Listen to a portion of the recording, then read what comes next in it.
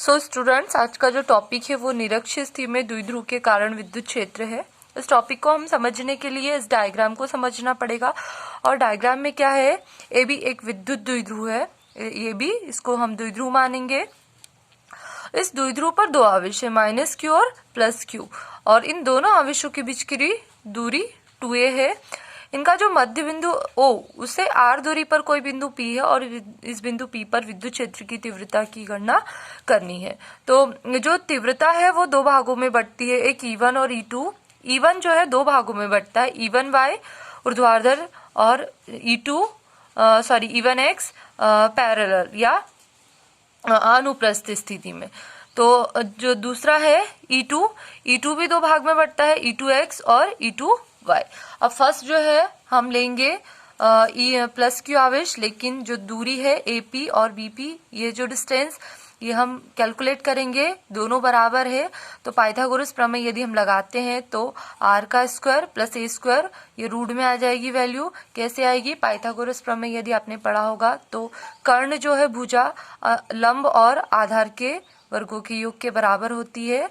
तो ये जो है आधार हमारा a है, क्योंकि आपको पता है टोटल डिस्टेंस कितना है, 2a। तो ये जो होगा a और a, तो a² और r², और ये कर्ण जो होगा उसका रूट में।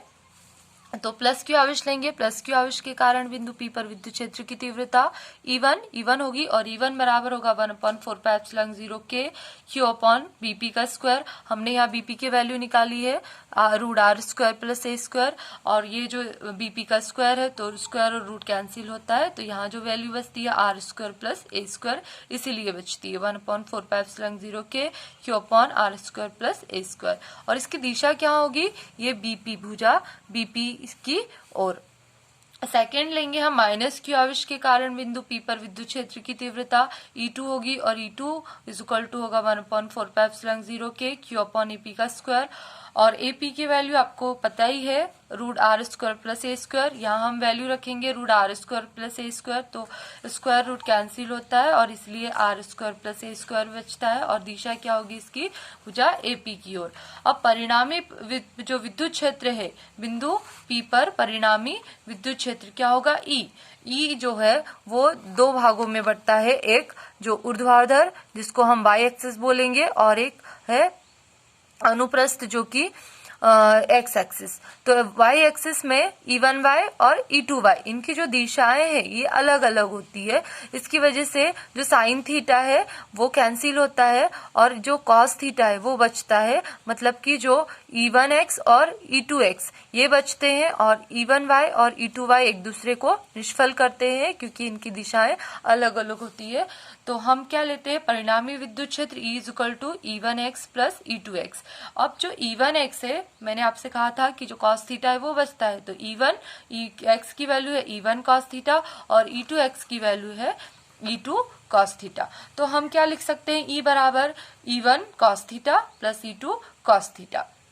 अब जो E1 का मान हमारे पास है कितना है? 1/4πε0 के q cos theta r² + a², क्योंकि cos थीटा मल्टीप्लाई में था।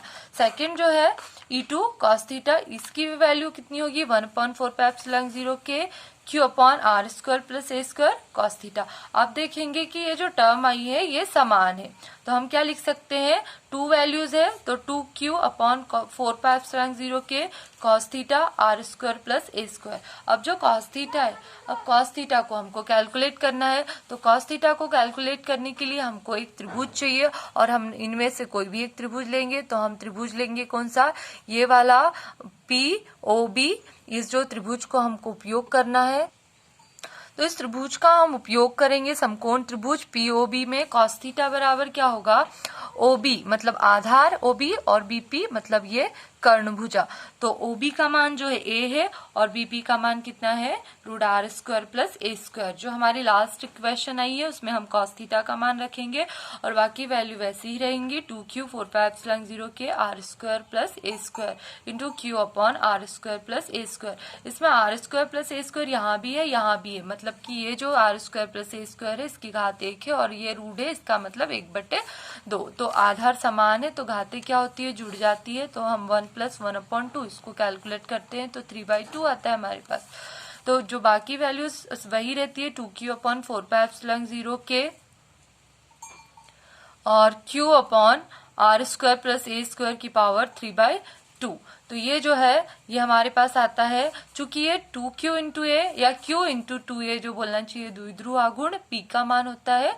हम द्विध्रुव आघूर्ण को p से डिनोट करते हैं, इसलिए हमने लिख सकते हैं कि q इंटू 2a = p। तो हम लिख सकते हैं 1/4πε0k p/r² + a² की पावर 3/2। अब जो है हमारे पास जो a² है वो बहुत कम है किसकी तुलना में, r की तुलना में, इसलिए हम क्या करेंगे a² को नगण्य मान के उसको हटा सकते हैं।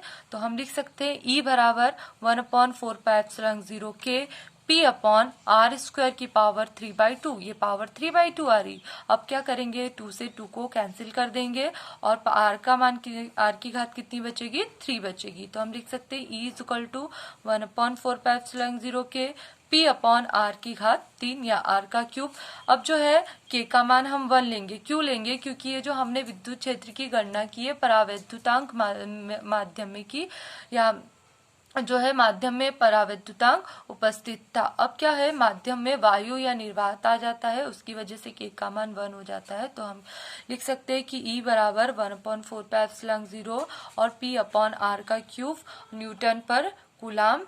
तो ये है आपका व्यंजक निरक्षीय स्थिति में। आई होप आप लोगों को ये व्यंजक समझ में आया होगा। Thank you for watching this video.